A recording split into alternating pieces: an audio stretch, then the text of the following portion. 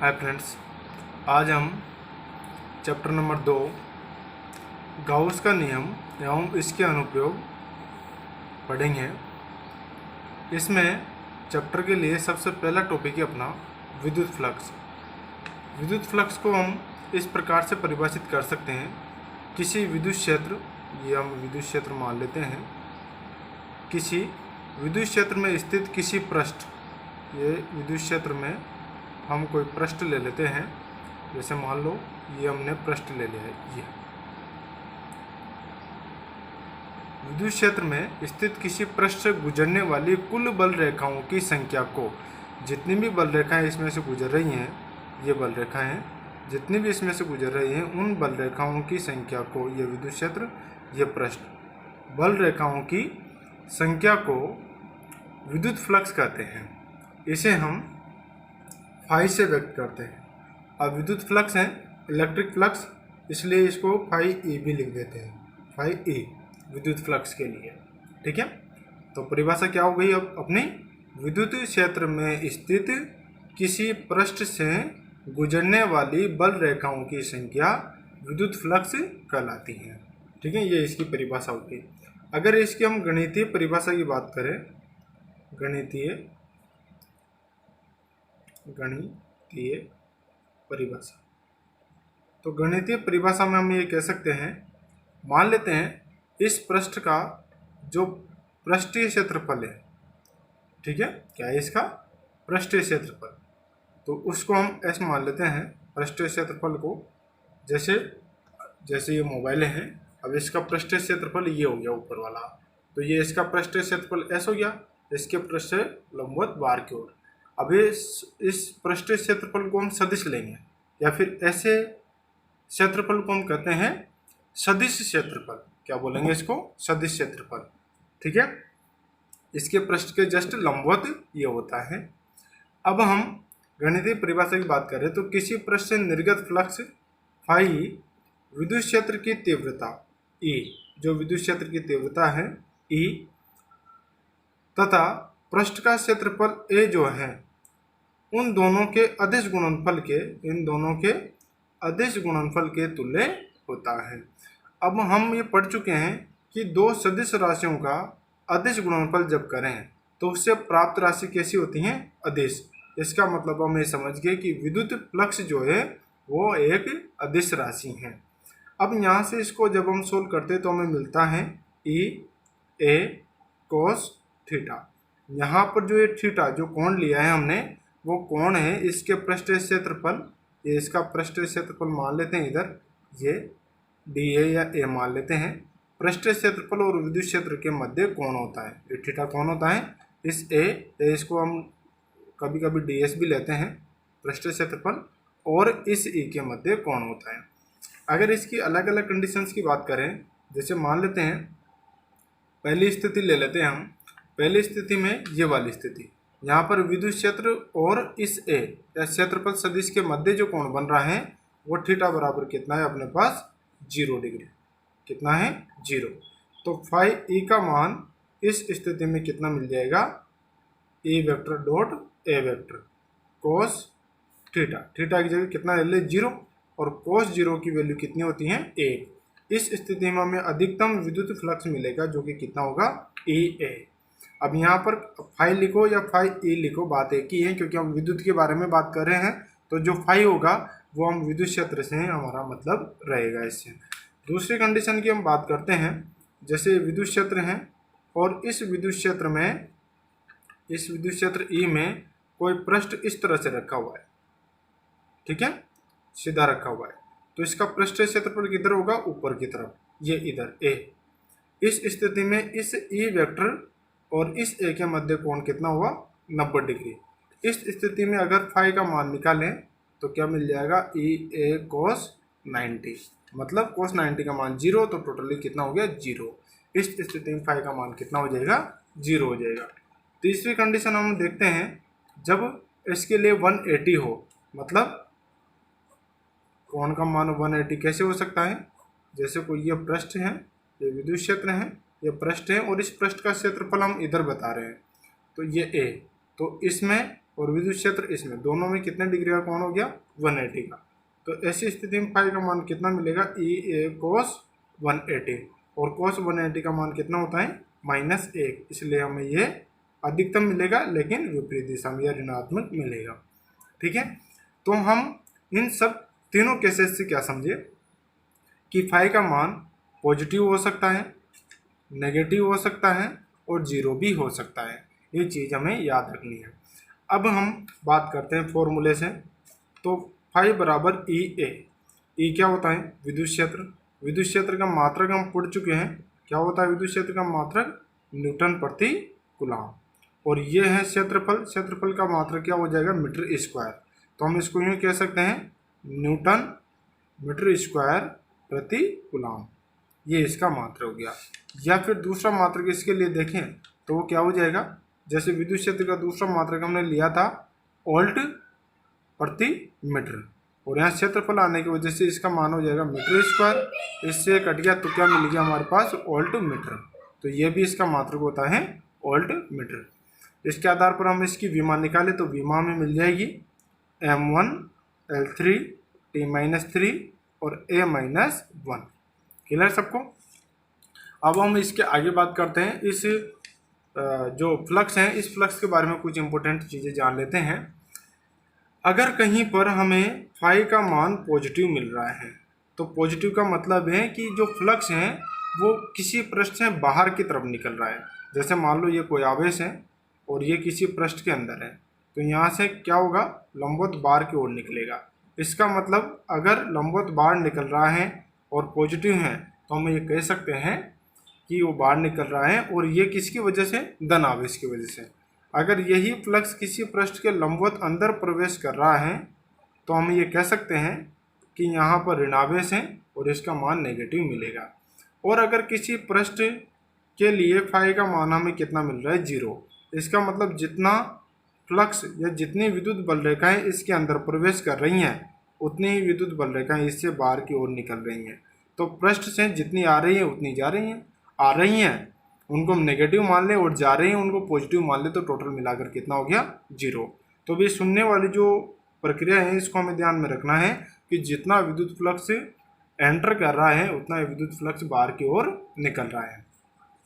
ठीक है, अब हम आगे देखते हैं। अगर कोई विद्युत क्षेत्र ऐसा हो जो असमान हो, तो असमान विद्युत क्षेत्र में कोई पृष्ठ स्थित होता है तो उसे निर्गत फ्लक्स ज्ञात करने के लिए हम उसको छोटे छोटे, जैसे कोई ऐसी आकृति है जिसका मान हम ज्ञात नहीं कर सकते, तो इससे निर्गत फ्लक्स के लिए हम इसको छोटे छोटे टुकड़ों में, जिसको हम बोलते हैं अल्पांश, क्या बोलेंगे इसको अल्पांश, इनको छोटे छोटे अल्पांशों में डिवाइड कर लेते हैं। और ये जो अल्पांश है ये बहुत छोटा लेते हैं, इस वजह से इसको हम समतलीय मान सकते हैं और इसमें विद्युत क्षेत्र का परिवर्तन बिल्कुल अल्प होता है, या फिर इसको हम नगण्य मान सकते हैं। तो अगर इस पूरे पृष्ठ को हम छोटे छोटे अल्पांशों से मिलकर बनाए जाएं तो इस पूरे के पूरे जो पृष्ठ है इससे निर्गत फ्लक्स का मान हम इस तरह से निकाल सकते हैं डेल्टा फाई बराबर ई। जैसे मान लो ये आई हुआ कोई पृष्ठ है और इसका आई पृष्ठ है और इसका क्षेत्रफल अल्पांश डेल्टा एस आई हमने मान लिया है, तो E vector dot delta S आई हम इसको बोल देंगे। ठीक है, अब इसको संपूर्ण इन सबको जोड़ दे तो संपूर्ण का आ जाएगा, तो संपूर्ण निकालेंगे तो कुल फ्लक्स हो जाएगा। तो कुल फ्लक्स फाई बराबर सिग्मा लगा देते हैं यहाँ पर E I dot delta S I, क्योंकि लगभग समान हमने ये पृष्ठ माने हैं। अगर हम यहाँ पर डेल्टा एस जो है जो बहुत छोटा लिया है इसको अगर बिल्कुल 0 के बराबर अत्यंत सूक्ष्म ले लें तो डेल्टा को हम डी लिख सकते हैं, तो इसको डेल्टा एस को हम डी एस यहाँ पर लिख देते हैं। अब संपूर्ण के लिए हम इस सिग्मा की जगह समाकलन का भी प्रयोग कर सकते हैं, क्योंकि एक पृष्ठ के लिए है इसलिए समाकलन वो पृष्ठ हम यहाँ पर काम में लेंगे और यहाँ आ जाएगा ए डॉट डी एस। अगर यही समाकलन किसी बंद पृष्ठ के लिए काम में लिया जाए तो हम इसको बंद पृष्ठ समाकलन कहेंगे। ये जो मैंने लगाया है ये हो गया बंद पृष्ठ समाकलन। इस तरह से इसमें गोला बना देंगे तो इसको बंद पृष्ठ समाकलन कह देंगे। तो ऐसी आकृति का समाकलन निकालने के लिए है जिसमें विद्युत क्षेत्र कैसा हो, असमान हो, असममित हो। अब हम किसी भी पृष्ठ पर आवेश के वितरण की बात करते हैं, तो यहाँ पर आवेश का वितरण पढ़ते हैं हम सतत आवेश वितरण, सतत आवेश वितरण। सतत आवेश वितरण को हम इस तरह से परिभाषित कर सकते हैं, अगर किसी पृष्ठ पर, कोई भी पृष्ठ हो, उस पर आवेश का वितरण इस प्रकार से हो कि आवेश एक दूसरे के पास पास स्थित हो और एक दूसरे से बराबर दूरी पर स्थित हो, तो इसे हम सतत आवेश वितरण कहते हैं। सतत आवेश वितरण 3 प्रकार से हो सकता है। पहला, रेखीय आवेश वितरण। रेखीय आवेश वितरण। रेखीय आवेश वितरण में हम ये कह सकते हैं कि आवेश का वितरण किसी तार मतलब जो रेखा ही है, किसी तार की लंबाई का अनुदिश होता है। जैसे ये कोई तार है, अब इसकी लंबाई के अनुदिश आवेश का वितरण हो, ये देखो, ये इसकी लंबाई के अनुदिश हो गया। इसको बार भी बना सकते हैं हम दोनों तरफ, लेकिन ये ऊपर की तरफ पृष्ठ पे मैंने दर्शाया इसको। तो एक रेखा के अकॉर्डिंग है एक ही आवेश आ सकता है, जैसे किसी लंबाई के अनुदिश हो, तो इसे हम रेखीय आवेश वितरण कहते हैं। इस रेखीय आवेश वितरण के लिए हम रेखीय आवेश घनत्व निकालते हैं। रेखीय आवेश घनत्व को हम लैम्डा से व्यक्त करते हैं। रेखीय आवेश घनत्व को किस तरह से परिभाषित करेंगे? लैम्डा बराबर कितना आवेश दिया है और उसकी टोटल लंबाई कितनी है, या फिर अगर इसके किसी अल्पांश से छोटी मात्रा में बात करें तो dq/dl भी हम लिख सकते हैं। ठीक है। अब अगर यहाँ पर हम ये मान लें कि यहाँ पर जो L का मान ले रहे हैं वो 1 मीटर हो, तो हम लैम्डा बराबर क्या कह सकते हैं डायरेक्ट? क्यों? इसका मतलब परिभाषा हम से क्या बना सकते हैं, अर्थात तार की प्रति एकांक, ये प्रति एकांक, तार की प्रति एकांक लंबाई पर उपस्थित आवेश की मात्रा को ही रेखीय आवेश घनत्व कहते हैं। इसे लैम्डा से व्यक्त करते हैं और इसका मात्रक क्या हो जाएगा? 1 कूलाम, और इसका क्या हो जाएगा? प्रति मीटर। ठीक है। रेखीय आवेश वितरण के कारण अगर हमें किसी बिंदु पर विद्युत क्षेत्र का मान निकालना हो, विद्युत क्षेत्र E बराबर, तो सामान्य रूप से E बराबर हमने पढ़ा है KQ/R², ये पढ़ा है। लेकिन रेखीय आवेश वितरण के लिए हमें E का मान निकालना हो तो हम इस तरह से निकालेंगे, इसका समाकलन कर देंगे। K का मान हो गया अपने पास 1/4πε0, और यहाँ Q की जगह हम dQ को काम में लेंगे और ये R²। अब यहाँ पर ये वाली क्वांटिटी जो है वो कांस्टेंट है, इसका समाकलन नहीं करेंगे हम, तो बचा हुआ क्या है? जैसे dQ, अब dQ का मान यहाँ से निकालो, जैसे बराबर कितना है? लैम्डा, तो dQ बराबर कितना हो गया? Lambda dl। ठीक है, तो ये मान रख दो यहाँ पर, लैम्डा dl/R²। क्लियर हुआ सबको? अब दूसरी बात करते हैं हम, दूसरा पृष्ठ आवेश वितरण। पृष्ठ आवेश वितरण। पृष्ठ आवेश वितरण में अगर आवेश का वितरण किसी पृष्ठ के क्षेत्रफल में होता है, जैसे ये कोई पृष्ठ है, इसके क्षेत्रफल में आवेश का वितरण हो जाए, ये इस तरह से, तो इसको हम पृष्ठीय आवेश वितरण कहते हैं। अब इस पृष्ठ का क्षेत्रफल अगर हमने मान लिया कि A है, ठीक है, तो इसको हम सिग्मा से व्यक्त करते हैं। तो सिग्मा बराबर क्या हो जाएगा? जैसे क्यों आवेश दिया है बटा A। शॉर्ट रूप में देखें तो हम इसको लिख सकते हैं सिग्मा बराबर dQ/dA। ठीक है। अगर वही कंडीशन पहले वाली जो ली थी, अगर यहाँ पर dA का मान, इस क्षेत्रफल का मान या A का मान 1 मीटर स्क्वायर मान ले, एकांक क्षेत्रफल हो, तो सिग्मा बराबर क्या मिल जाएगा हमें? क्यों। तो यहाँ पर भी हम परिभाषा क्या बना सकते हैं, अर्थात किसी पृष्ठ के प्रति एकांक क्षेत्रफल पर उपस्थित आवेश की मात्रा को ही क्या कहेंगे? पृष्ठ आवेश घनत्व कहेंगे, और इसको किससे व्यक्त करते हैं हम? सिग्मा से। अब इसके मात्रक की बात करें तो ये तो कूलाम, और ये क्या आ जाएगा? मीटर स्क्वायर, तो कूलाम प्रति मीटर स्क्वायर इसका मात्रक हो जाएगा। नेक्स्ट, अगर पृष्ठ आवेश के लिए विद्युत क्षेत्र का मान निकालना है तो मैं अब यहाँ पर डायरेक्ट लिख देता हूँ, यह तो 1/4πε0 आ जाएगा। ठीक है, और यहाँ पर पृष्ठ है इसलिए हम इसको पृष्ठ ले सकते हैं। यहाँ पर लंबाई का अनुदिश है तो यहाँ पर L कह सकते हैं। ठीक है, अब यहाँ लैम्डा की जगह तो क्या आ जाएगा? सिग्मा। dl की जगह क्या आ जाएगा? dA, क्योंकि अब क्षेत्रफल है, अपन क्या आ जाएगा यहाँ पर? R²। क्लियर हुआ सबको? अब हम नेक्स्ट बात करते हैं थर्ड वाले की, आयतन आवेश वितरण। आयतन आवेश वितरण। तो आयतन आवेश वितरण में हम ये कह सकते हैं कि अगर आवेश का वितरण इस प्रकार हो कि वो किसी आयतन में हो, जैसे मान लेते हैं हम कोई एक घन बना देते हैं, ठीक है, ये घन है अपने पास, तो आवेश का वितरण इसके संपूर्ण आयतन में हो रहा हो तो हम इसको क्या बोलेंगे, आयतन आवेश घनत्व। तो अगर आवेश का वितरण किसी वस्तु के आयतन में किया जाता है तो इसे हम आयतन आवेश वितरण कहते हैं।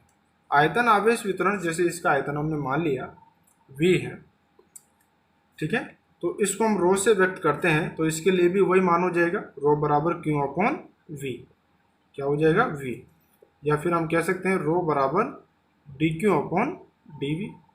अगर यहाँ पर भी वही मान लें कि v बराबर 1 मीटर क्यूब हो, 1 मीटर क्यूब मतलब एकांक आयतन, तो रो बराबर क्या मिल जाएगा हमें, रो बराबर मिल जाएगा हमें डायरेक्ट ही क्यों, ठीक है।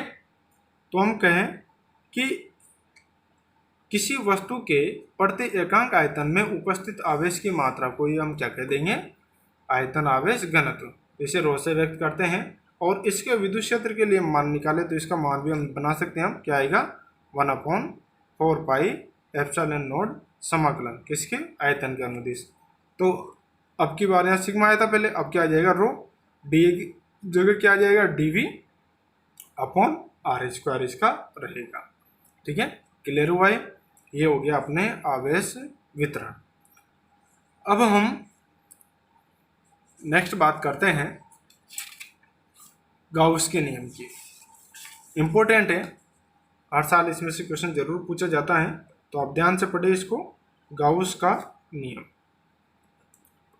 गाउस के नियम में कहा गया है कि किसी काल्पनिक बंद पृष्ठ, ये कोई सा भी बंद पृष्ठ हो सकता है जो हमने हमारी कल्पना से माना है, किसी काल्पनिक बंद पृष्ठ से निर्गत विद्युत फ्लक्स फाई का मान, विद्युत फ्लक्स फाई का मान ध्यान रखना है, क्या निकल रहा है, विद्युत फ्लक्स, विद्युत फ्लक्स फाई का मान बंद पृष्ठ में परिबद्ध आवेश, जितना भी इसमें आवेश है यह कुल आवेश, बंद पृष्ठ में परिबद्ध आवेश तथा निर्वात की विद्युतशीलता के अनुपात, ये निर्वात की विद्युतशीलता के अनुपात के तुल्य होता है।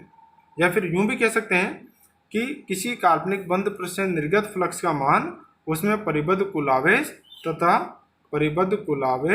तथा निर्वात का 1/एप्सिलॉन गुना होता है, ठीक है। हम इसको अलग अलग तरीके से लिख सकते हैं, जैसे फाई को हम जानते हैं बंद पृष्ठ, काल्पनिक बंद पृष्ठ है तो इसको ऐसे लिख देंगे, यहाँ फाई की जगह E डॉट ds बराबर क्या हो गया, sigma Q upon epsilon not, ये भी हम यहाँ पर लिख सकते हैं। अब कुछ इंपॉर्टेंट बातें हम यहाँ पर देख लेते हैं गाउस के नियम के बारे में। सबसे पहली कि बंद पृष्ठ से निर्गत फ्लक्स का मान पृष्ठ के आकार, आकृति तथा क्षेत्रफल पर निर्भर नहीं करता। इसका आकार, आकृति कैसी है, इन सब चीज़ों पर ये निर्भर नहीं करता है। इसको तो सिर्फ इस चीज़ से मतलब होता है कि इसके अंदर आवेश कितना है, इससे परिबद्ध आवेश कितना है, उसी पर ये निर्भर करता है। क्योंकि फॉर्मूले में आप देख सकते हो यहाँ पर आकार, आकृति के बारे में कोई जिक्र नहीं है, सिर्फ कुल आवेश के बारे में जिक्र है।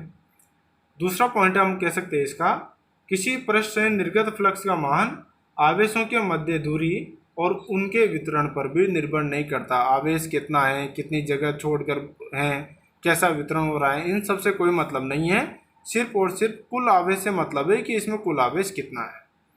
नेक्स्ट, बंद पृष्ठ के बाहर स्थित आवेश का पृष्ठ से निर्गत फ्लक्स में कोई योगदान नहीं होता।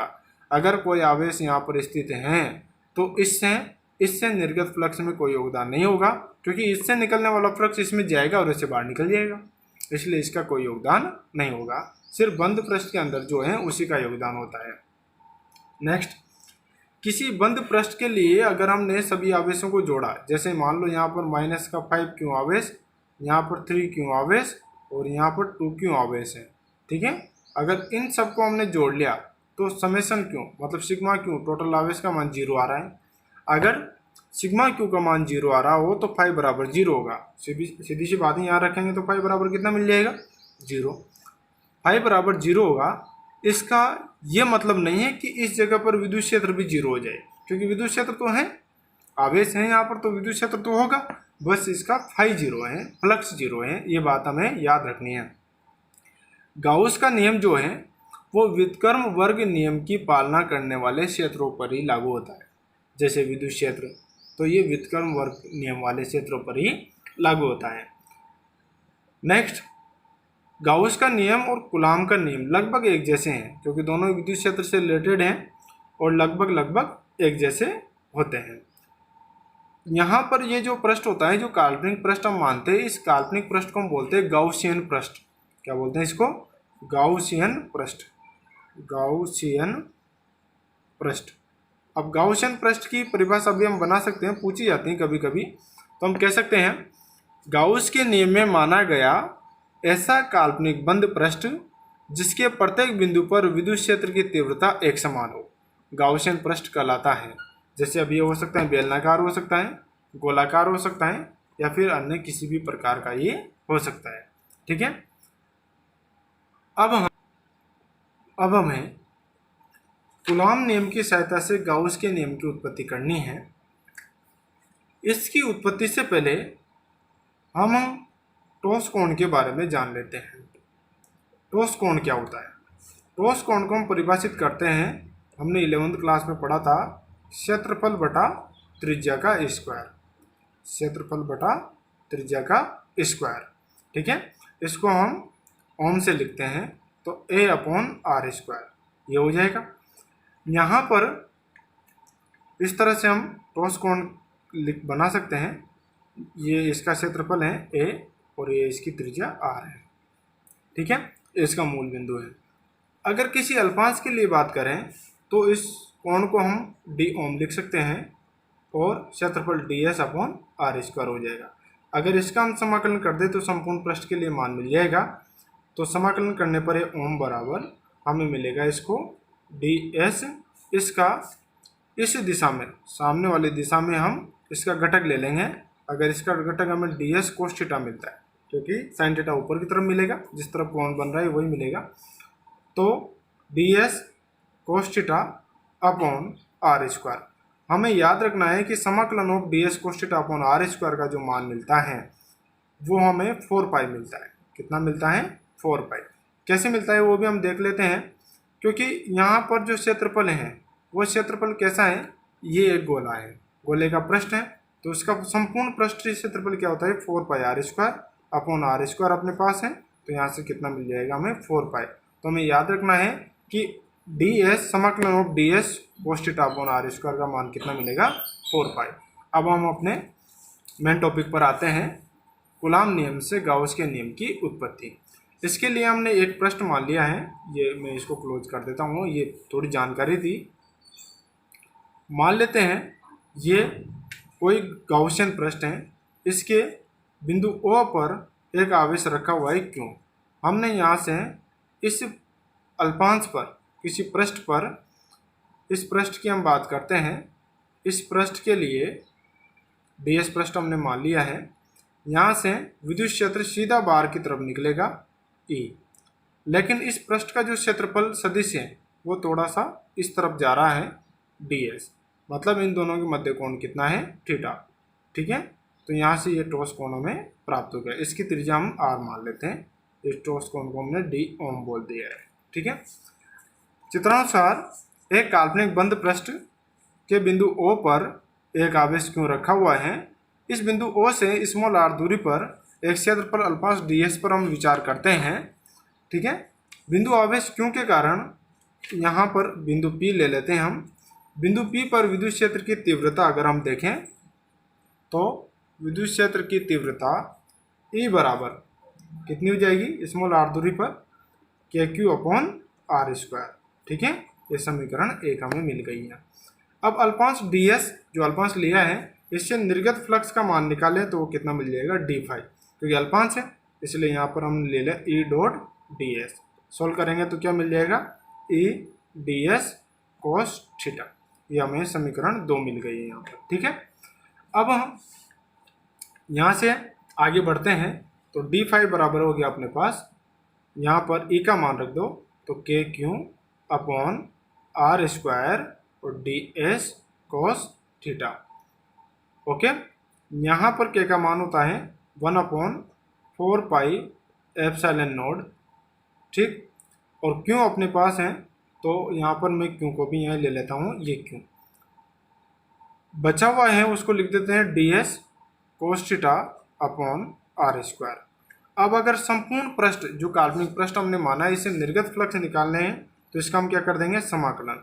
तो समाकलन ऑफ d5 बराबर समाकलन of q 4 pi epsilon not ds cos theta upon r square.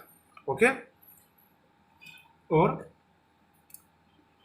अब समाकलन करने से हमें बंद पृष्ठ समाकलन ले रहे हैं तो ये यहाँ पर इसका समाकलन तो अपने पास हो गया 5, ये कांस्टेंट है इसको बाहर निकाल सकते हैं हम 4 पाई एप्सिलॉन नॉट।